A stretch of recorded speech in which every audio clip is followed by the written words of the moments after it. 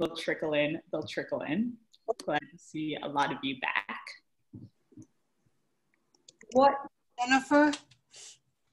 Could you change me back to Esther Chess again instead of owner? I don't know why it keeps going to owner. I can, no problem. Thank you. And does it make it permanent?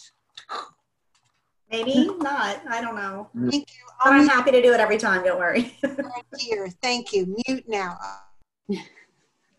Great, okay. So what is this class thinking about prayer, about how prayer works, about what prayer does for us? And last week, you brought such a range of meaning to what prayer does for you individually. Some people talk about that prayer is kind of useless. Some people talk about prayer as a way of connecting to God in a very meaningful and real way of connecting to God. Hi, my name's Mark.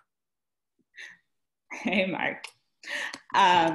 For those of you who are just coming in, welcome. Also, sorry, I forgot to introduce myself if you don't know me. I'm Bex Rosenblatt. I teach for the conservative yeshiva in Jerusalem, although I'm based in North America.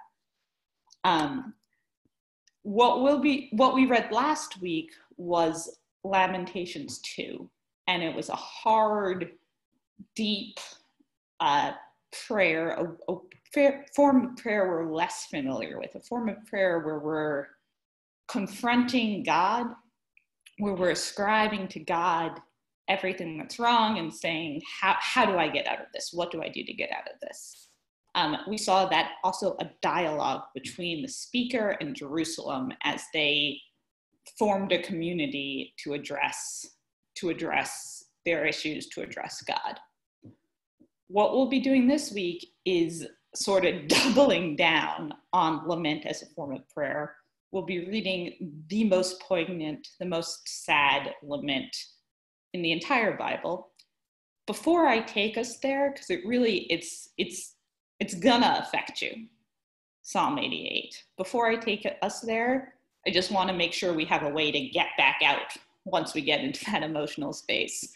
So what I'm going to ask you to do, if you're comfortable, is just share with the group a happy memory, the thing you hold on to when you feel like everything's collapsing around you, when nothing is good and there's no hope. What's the happy memory that pulls you up out of there? So I'll start, and then if 4 or 5 of you are willing to share, that would be great. For me, the happy memory, the thing that makes it's like, oh yes, that is a moment of pure joy of life being worth living, is the very first time I saw Into the Woods, which is a Sondheim musical. It was one of my first musicals, and just this craziness up on the stage and all these people singing and sort of subverting what I thought fairy tales were. I was 11. It's something that just like thinking about it now, I'm giddy almost. So if anyone else is willing to share the thing that brings them back up, the happy memory.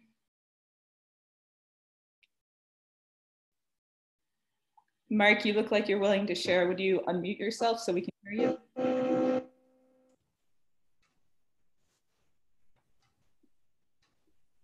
For those of you, great. Well, I'll go first. Thank you. Okay. About a year or so ago, I'd never been on a Caribbean cruise before. And my friend Linda surprised me as a birthday gift. I didn't know anything about it. She had planned out everything. I had no clue where we were going, first of all. We flew from Houston to New Orleans, and I thought we were going to spend some time in New Orleans. And long story short, we pulled up to the cruise ship, and I just couldn't believe it. So that's a very happy memory for me. That's incredible. I wish I had that sort of person in my life. Wow. Thank you, Mark. One or two other, yeah, Esther, go ahead. Watching my granddaughter swim for the first time. You know, she dove in, she'd been taking lessons, and she swam, and she pops up and goes, I did it. So that always makes me happy when I think about her accomplishments. It's beautiful. Thank you, Esther. I mean, I'd love to have taken her on the cruise. No, I'm only kidding. Yeah, I'm getting a water theme. Anybody else want to share? Hi. Yeah, go ahead. So I'm about 9 years old, and we live in Poland, and we are going to camp. So it's a train route that takes us a whole night, and the following day we're there, and we get our accommodations.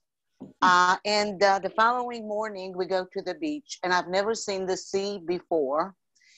And as we get closer, I'm not understanding what I'm looking at.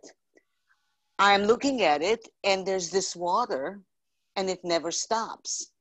And I keep looking at it, and to this day, for some reason, that brings me almost to tears, because to that point, I had seen just tiny little bitty lakes or something like that. So that the seawater, the sea always brings me joy.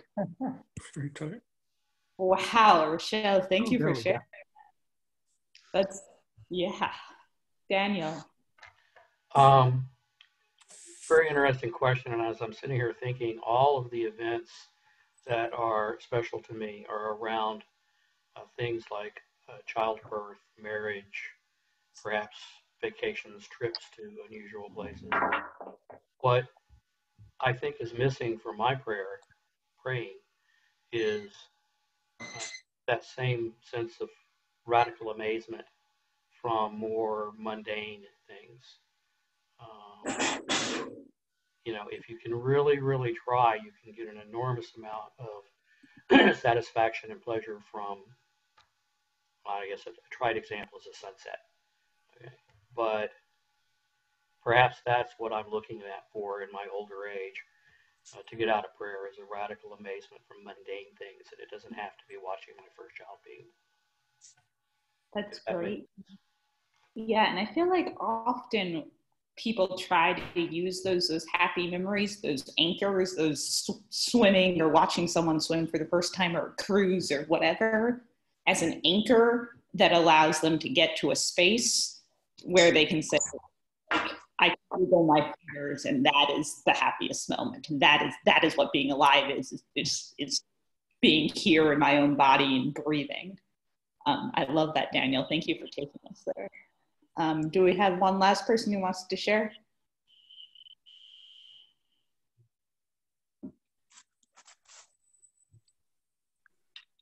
I will. Great. So my most recent happiest moment is from, I guess, 7 months ago, is when I walked my oldest daughter down the aisle for her to get married. Wow, Mazal tov. Just amazing. And she's my oldest and my first to get married as well. That's great. Thank you. All right. So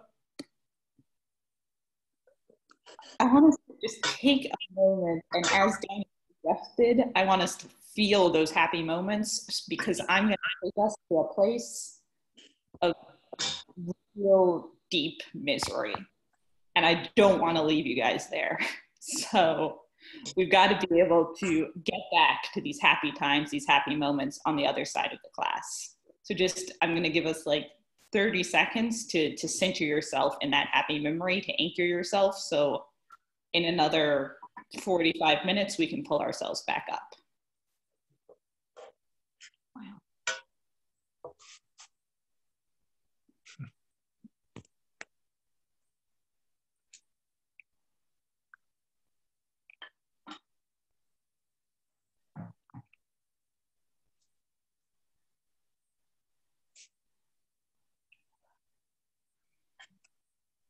All right. And now we're gonna jump right into it. We're gonna read this whole psalm out loud, and we're going to read it out loud once now, and then once towards the middle of the class, once we've made some sense of it. Our first reading might not seem like the saddest thing you've ever read, and we'll get there. So when we read this the first time, I want you to be thinking about two things. One, who's the speaker? What's happened to them? What is happening to them that they're saying these kinds of things? And I want you to note if there's images, if there are words or phrases that stand out to you. So Jennifer has shared the text again in the comments. If you don't have in the chat, if you don't have access to it, you can click on it. Last week we had, I think Sue, I think you read for us last week, and I think you were amazing.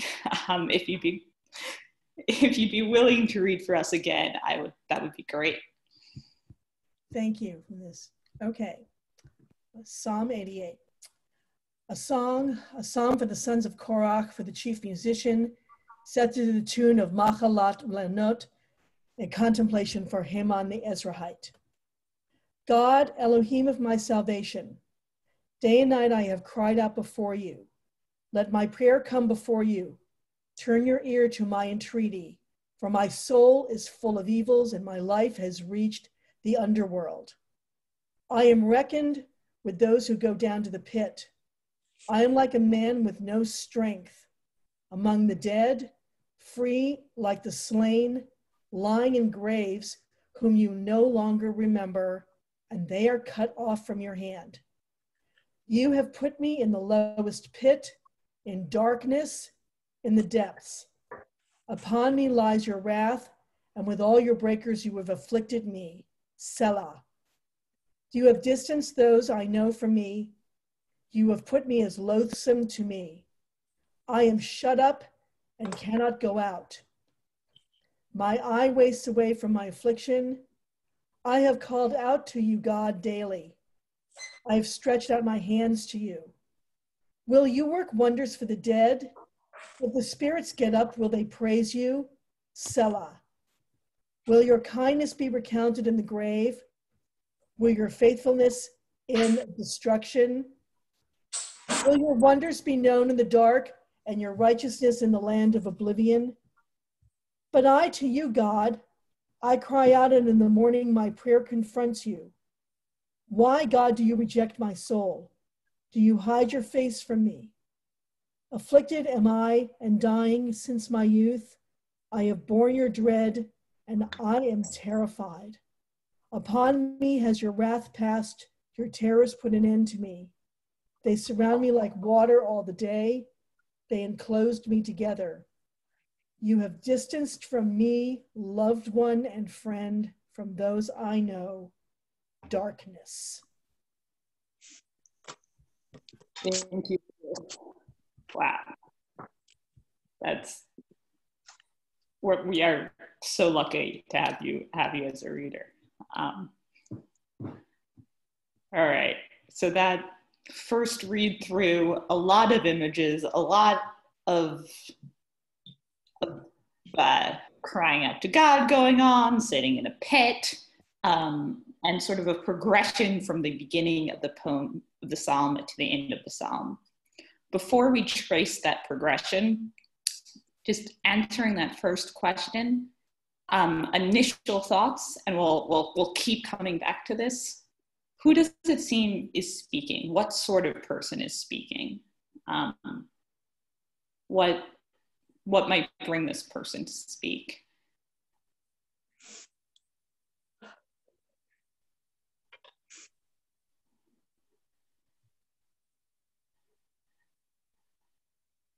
Initial thoughts, no wrong answers.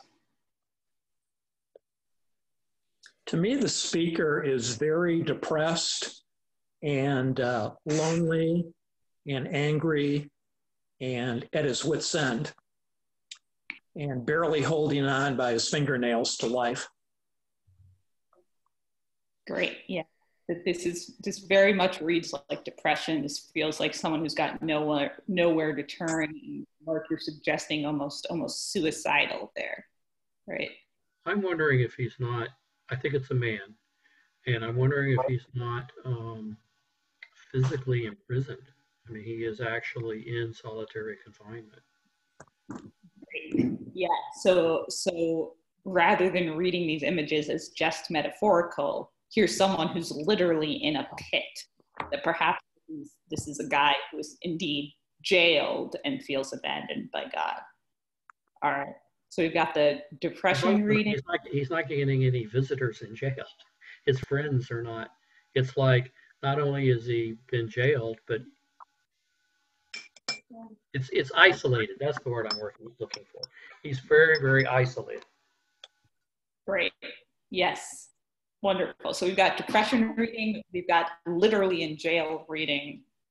Other possibilities for what's happening here, Sue?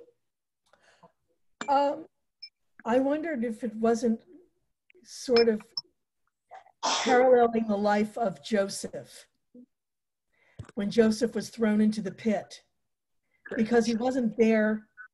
He wasn't there for a short period of time, but he wasn't there for a very long period of time. But it can still feel like it's a really long time when you are deep down in a pit from this and nobody is listening to you and everyone has abandoned you.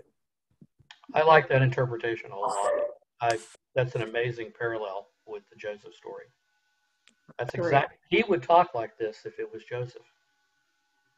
Great. Yeah, that's fascinating. That's a Joseph.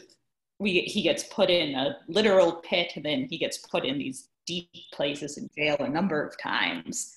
And we get very little of his internal life. He doesn't. Joseph in the Technicolor Dreamcoat, we have this beautiful, almost song of lament of, close every door to me. In the actual Joseph stories, we never hear him contemplate his own situation. And Sue, Sue, I love that reading Psalm 88 as the sort of thing Joseph would say if we'd been allowed to hear his words. Other possibilities about who the speaker might be, what sort of situation would cause someone to speak like this?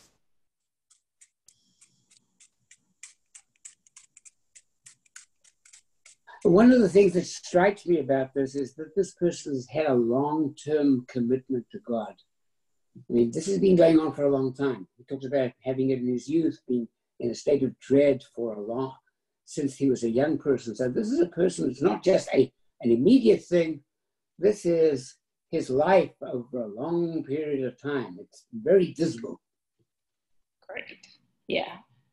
Yes, completely. And that's words that come up over and over from my youth, forever, daily.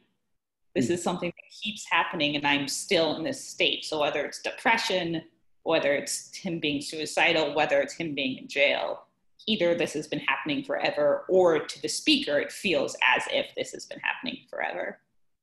Great.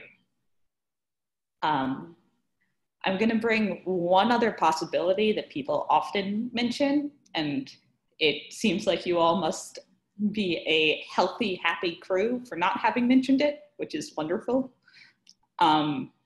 People often read this psalm as written by someone or spoken by someone who has some sort of sickness, some sort of illness that's not going away and hasn't gone away.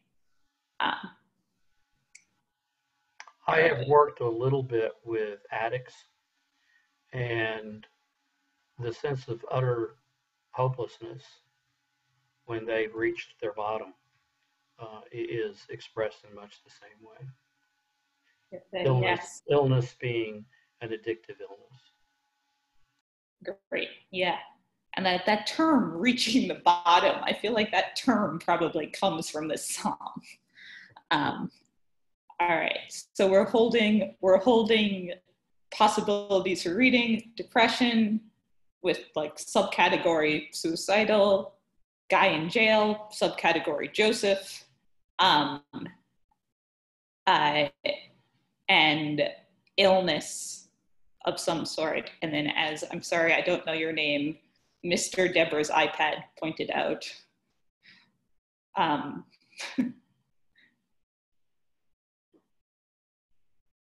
As Mr. Deborah's iPad pointed out, this is whatever's going on seems to have been going on for a long time. So those three readings, we're going to carry in our heads, and we're going to go through the psalm line by line now. Starting with verses 2 and 3, we're going to ignore the very first verse. It functions as a title. There's stuff we could say, but we don't have enough time. So, starting with verse 2. Hashem Elohim of my salvation, day and night I have cried out before you. Let my prayer come before you. Turn your ear to my entreaty. So here we've got like the opening, we've got the setup for the rest of the psalm. And it sets the psalm up as an ask of God, right? That this guy is saying, like, the point of me speaking right now is to speak to God, is so that God hears me. What does that do? What does that do to the rest of the psalm? What's the purpose of the psalm? Why might the guy start like that? And what does it say about the guy that he would want to do that? To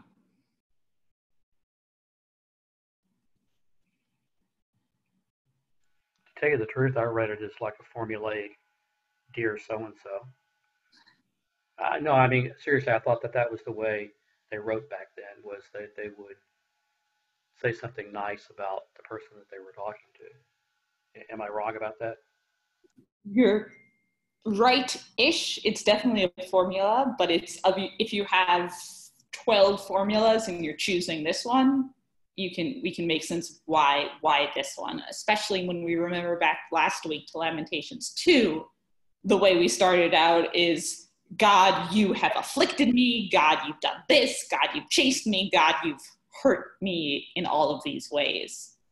And here we start out with God, but before you hear. Joy. Debbie and Martin now named. Were you saying something?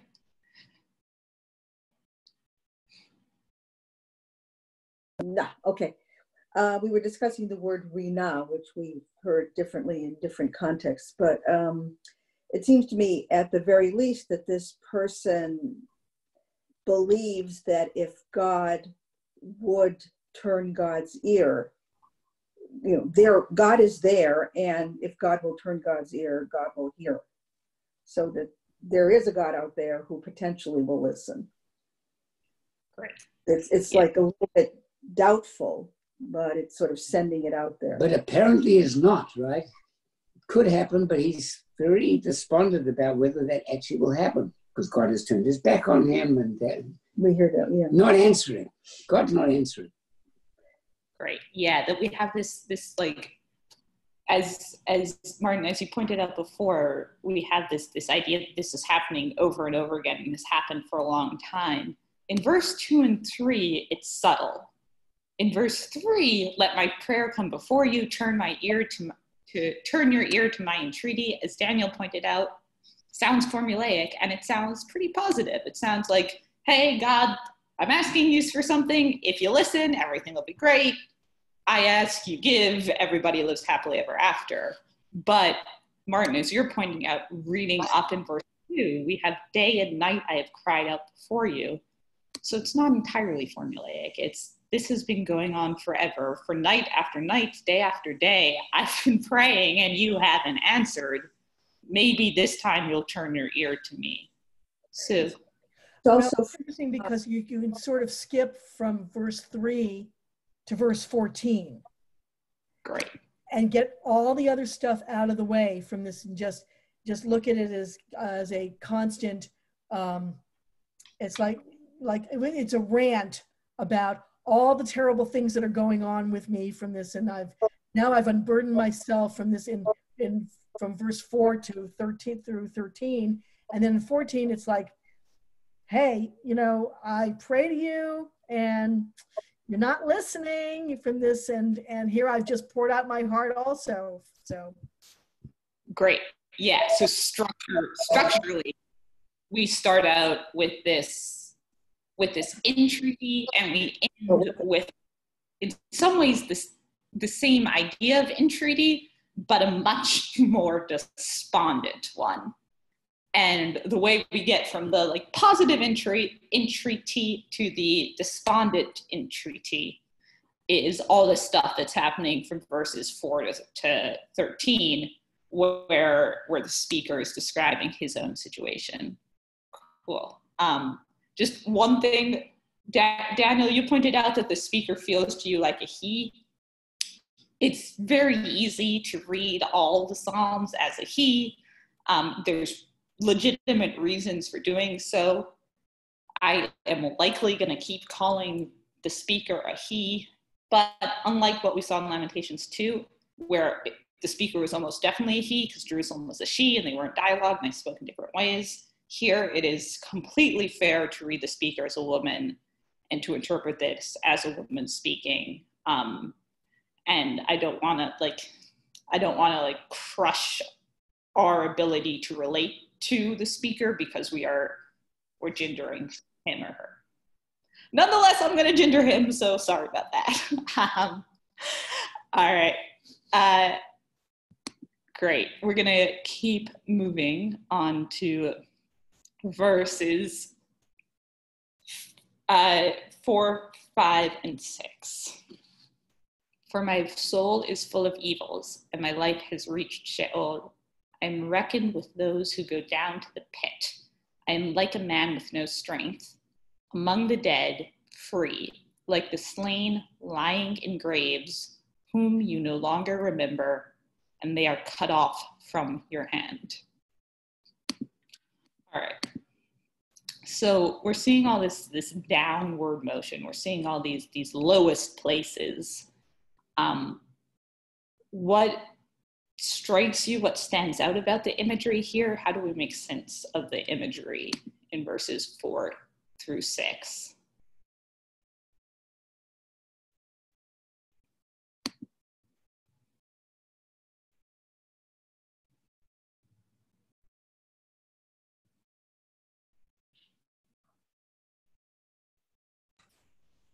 He's totally despondent.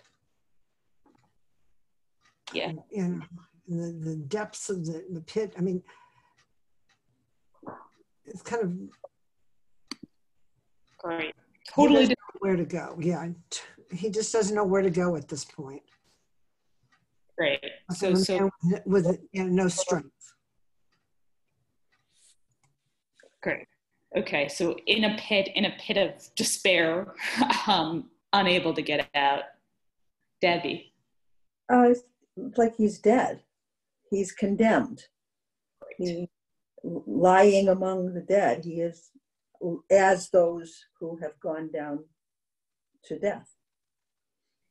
Right. Yeah. So we start verse 4. My life has reached Sheol, which is literally the underworld. Like my life has gotten to this place. I'm reckoned with those who go down to the pit. Where if we're in that reading, if this is death, we're reading the pit as the grave, right? I am as those who have either gone down to the underworld or those who have been buried. Mm-hmm. Among the dead, free, like the slain lying in graves. What do we do? I keep hearing over and over again abandonment, though. That okay. Is the overwhelming. He's reaching out to God because he or she doesn't have anybody else to reach out to, and he's struggling with words here. He's abandoned, isolated, lonely. Yeah. That he's got companionship, and his companionship is the dead. That he is among those who no longer exist. There's no one to call out to but God. That image of if this is a literal pit, or if we're in a jail sort of situation, if this is Joseph, I mean, I love that, Sue, is you're calling out from a pit and no one can hear you. You're calling out, and if anyone's hearing you, it's because it's echoing up and getting distorted. And so your friends aren't going to hear you. Your brothers, if you're Joseph, they're not going to hear you. And if they do, they won't care. Coming back to Debbie's point about the dead about if this is, I feel as if I'm dead. It's as if I am dead at this point because either I'm cut off from community or I'm cut off from you, God, or both of those. What do we make of this free word in the middle of verse 6? Among the dead, free, like the slain lying in graves.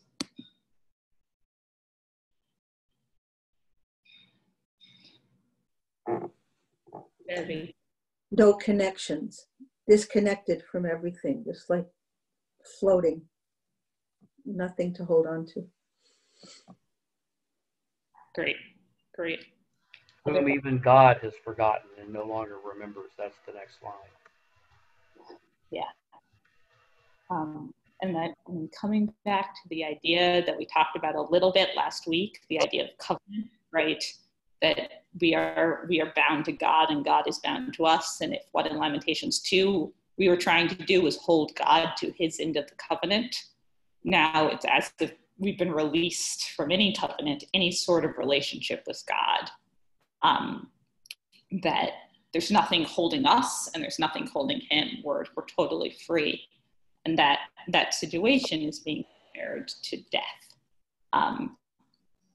And or it's only in death that we are released from the covenant to God. And it's by dying that we are no longer in this relationship with God. It's both.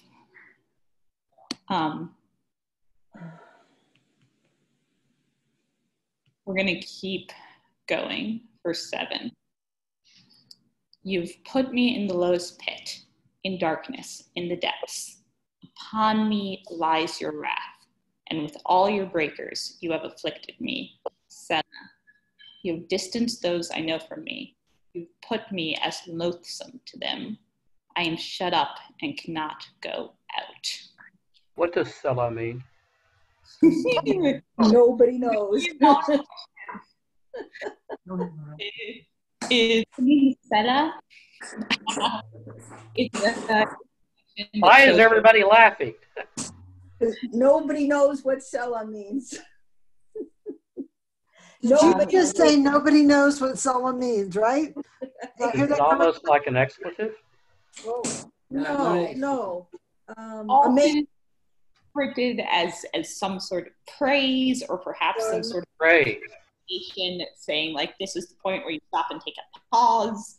There's a lot of theories, but nobody actually knows what that is. That gives me a hint as to what the spirit of the word means, though it's not damn you, it's something else. Yeah. It's also sort of a musical direction. In the beginning of some psalms, there's a Selah. So, like, excuse me, I'm sorry, Debbie. Could you go back to explaining the relationship again? I see that there is no relationship now. He feels that he or she, well, let's say he, there is no relationship. You know, God, you've done with me, basically, and I'm done with you. Hallelujah. Right. Yeah. So great. So that's what was exactly my question, Esther, right out of my mouth. We start verse 4 to almost verse 4 to like 6.5. Mm-hmm. The speaker is talking about himself and expressing his own condition. Yeah. And then 6.5 to the end of 9, we have God. And we have God addressed in the second person. You have done this, you. Against everyone who I've had a relationship with. Yeah. Okay. All right. I tend to disagree. Okay. I believe the speaker has a very strong relationship with God. And what impresses me about this psalm is the amount of faith that the writer of the psalm has with God. In some respects, this reminds me of the book of Job and the relationship that Job had with God, particularly after Job lost everything, his possessions, his family. He came down with this terrible disease. And, he had 3 friends who tried to console him. And it was difficult for him, but in the end, everything turned out okay for him. I'm not trying to be a Pollyanna or anything like that, but in some ways, I find this to be a very powerful psalm and a very relevant psalm. I agree with you on the powerful and relevant. I think it's similar to the book of Job, and like the book of Job, there's perhaps a silver lining, but the silver lining, as in the book of Job, doesn't quite make everything all better again. Also, the book of Job is really interesting thinking about it in terms of lament, because like Lamentations 2 last week and like Psalm 88 this week, lament is this cry out to God, hoping God is going to answer. And part of the problem is when God doesn't answer. And here in Psalm 88, God's not going to answer. In Lamentations 2, God didn't answer. And in Job, God comes in and he answers. And he's like, he gives this beautiful speech. There's no question that God doesn't exist, or that the world has no meaning. There's not a rational, or not, it's definitely not rational, but there's not an order to the universe that even if I can't understand it, it exists beyond me. Whereas in Lamentations 2 and Psalm 88, and Debbie, I see you'll get at you in a sec, we're having to sort of build up the meaning.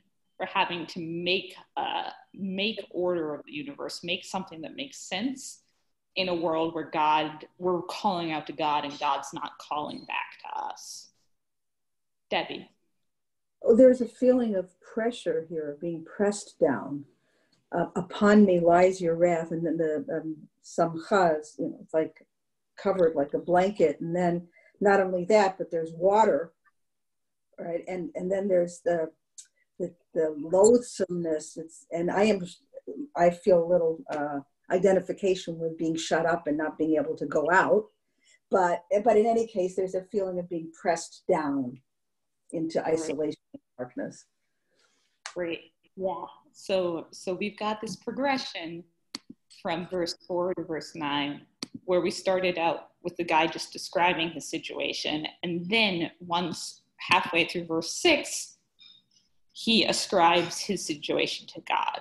The reason I'm in this situation is because I am cut off from you, is because I'm distanced from you. And having made that connection, he's now able to say, and it's you who've done this to me. It's not just that I'm in this pit, it's you have put me in the pit.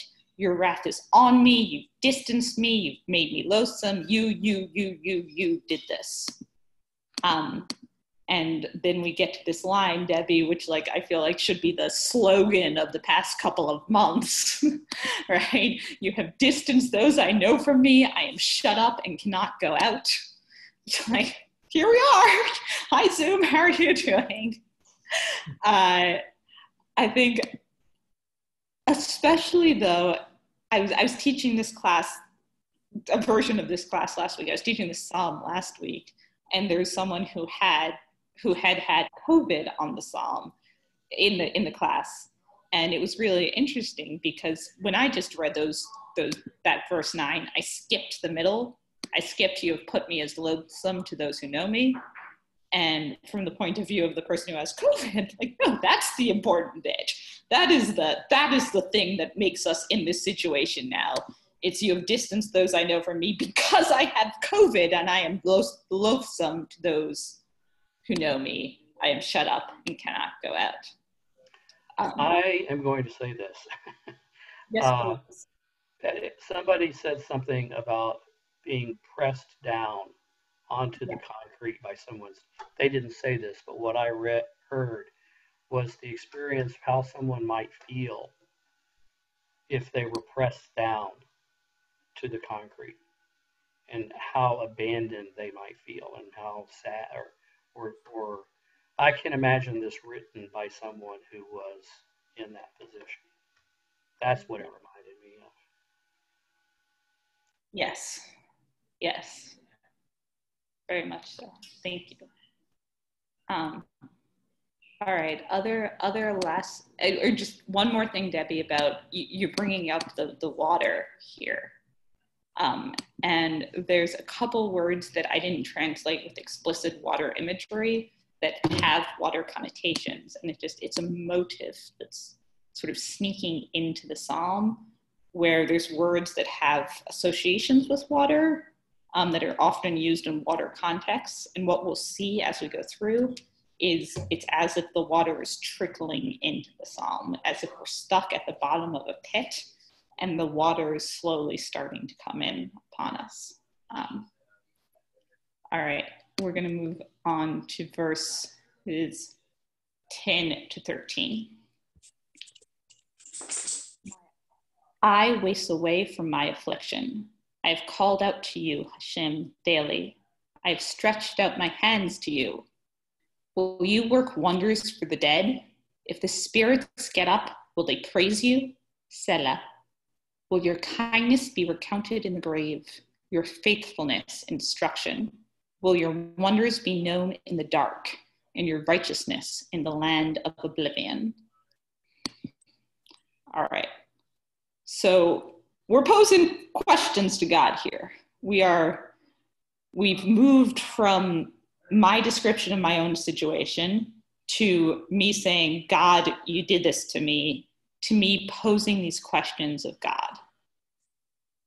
What am I asking? What's the point of these questions? What's the drive here?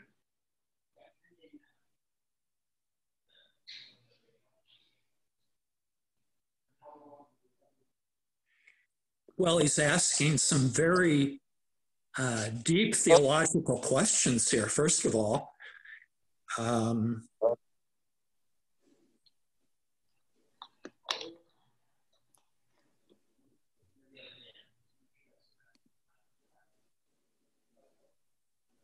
Yep, Mark. Were you saying more, Mark? Oh no, I'm finished. Thanks, Mark. Sue? It was just a thought I had. Obviously, you must work wonders for the dead and other things because you're not paying attention to the living. So now that I'm dead, maybe you should be paying attention to me.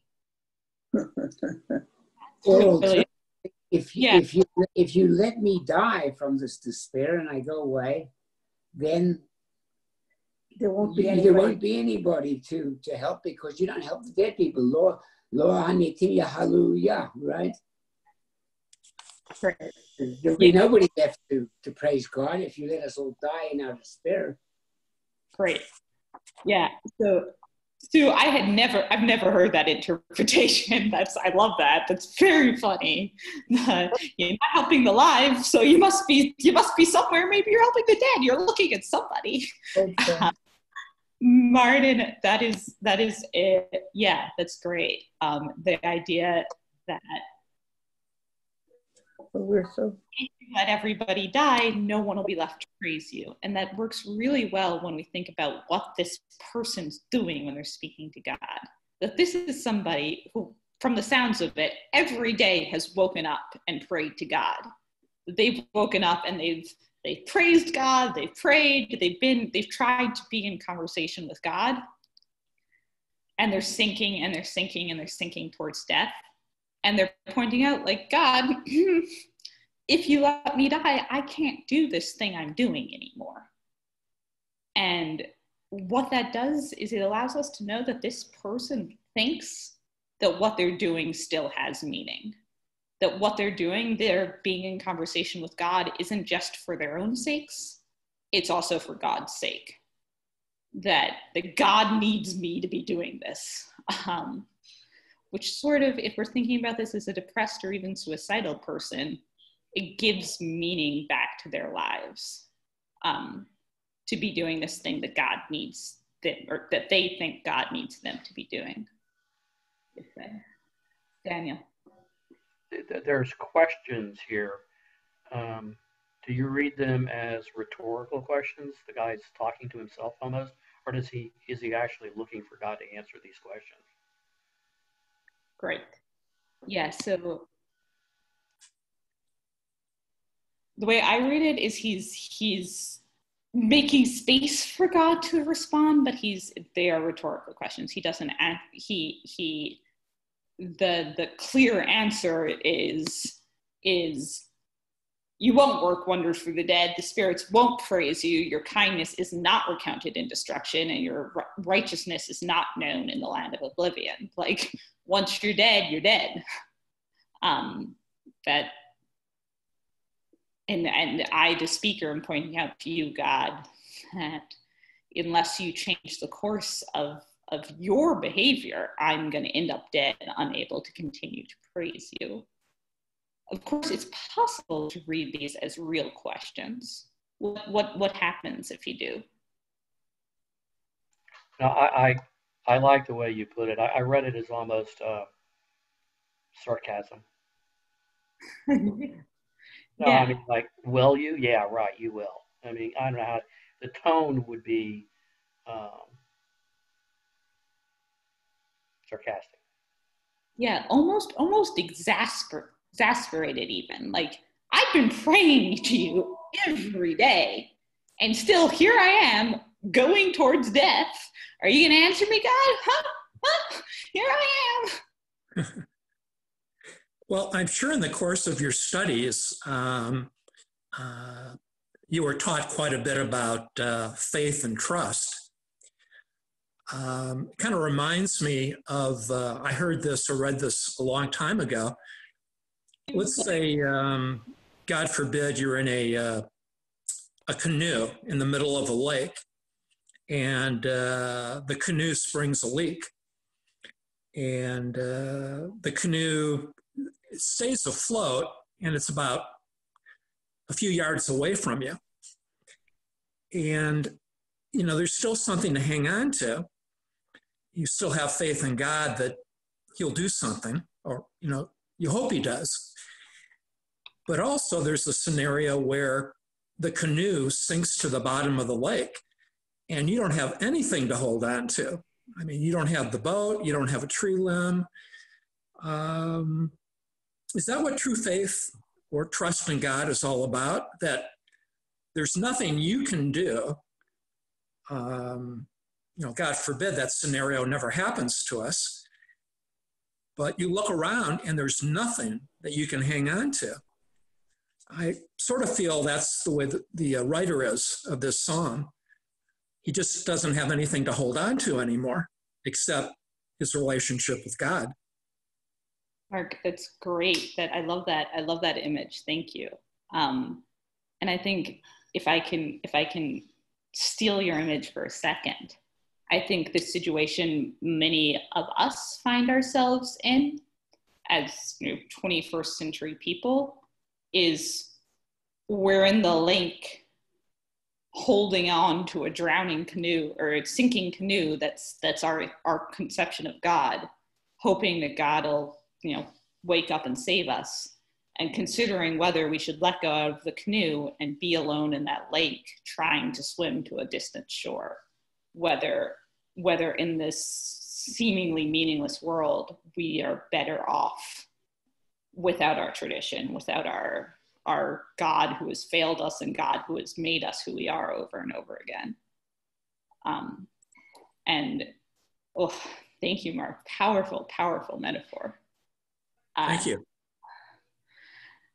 All right, we are gonna do the last few verses. But I to you, Hashem, I cry out, and in the morning my prayer confronts you. Why, Hashem, do you reject my soul? Do you hide your face from me? Afflicted am I and dying since my youth. I have borne your dread, and I am terrified. Upon me your wrath passed, your terrors put an end to me. They surrounded me like water all the day. They enclosed me together. You have distanced from me loved one and friend. From those I know, darkness. Wow. All right, so start off verses 14 and 15. I'm crying out to you, God, every day. In fact, my prayer confronts you. My prayer comes before you. So coming back, Sue, at the very beginning, you said we could skip right from verse 3 to verse 14. And if we were to do something like that, right, we have the incline your ear towards my prayer, because my prayer is coming before you every day. In fact, it's confronting you every day. And all you need to do is pay attention. Like, it's there. You literally just like turn your head a little bit so you can hear it. Great. But then we get this next powerful question in verse 15. Why, Hashem, do you reject my soul? Do you hide your face from me? So, Daniel, you were asking about what's the force of the questions in those verses above, right? And in those, are they rhetorical questions? In the verses above, it's all like, is this, will you?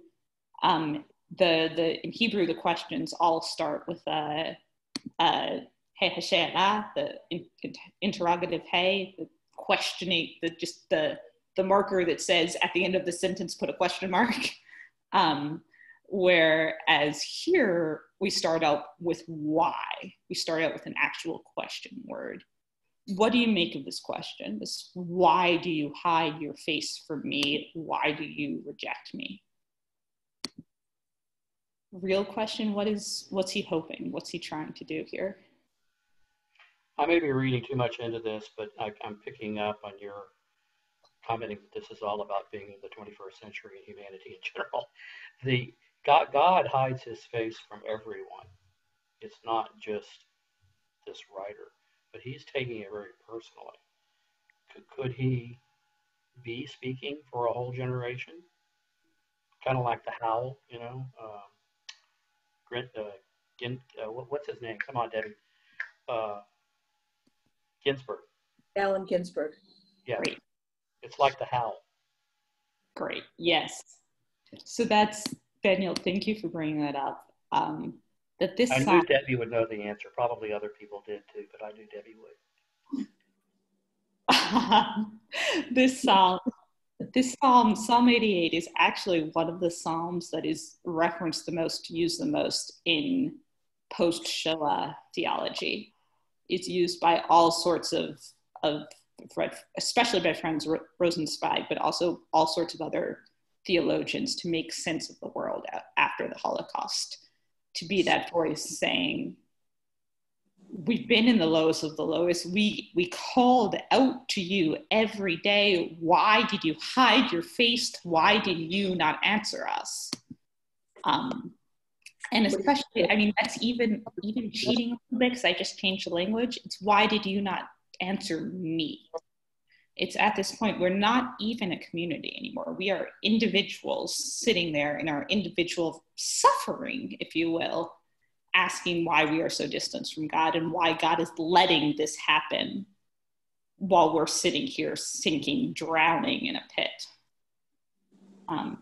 Someone wanted to say something there? I just don't quite follow. Are you saying that this is written, we're supposed to read it from that an individual is crying out in pain? Or, as what it just occurred to me, that the writer is actually speaking for an entire people or an entire generation or an entire collective experience? Either way. Am I making myself clear? Yeah, you're making yourself very clear. It's a good differentiation. The way I'd sort of like square that circle, if you will, is the writer speaking for his own individual experience. However, this is an individual experience that is very familiar to us or to a whole generation of people, because it is the experience of 20th, 21st century people. It's the experience of anybody who's gone through this distancing from God. Martin? No, I was stretching.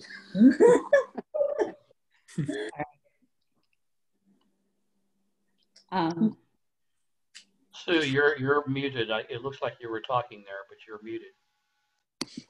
Okay. It's also like Jonah. It's also like Jonah says. Who said that? That was me. Just, I was Jonah when he was in the fish. I was, this sort of language just comes from how Jonah in his prayer in the middle of that. Yeah, the reaching out to God and still being so distant, so far away. Great. Well, in a fish. Yes. Flopped around in the water. Great.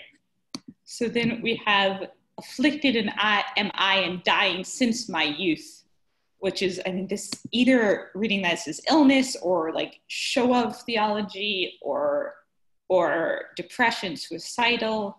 However we read this is afflicted am I since my youth. This idea that like since the day I was born, I've been dying. Since the day I've been born, I've been far away, separated from you, God.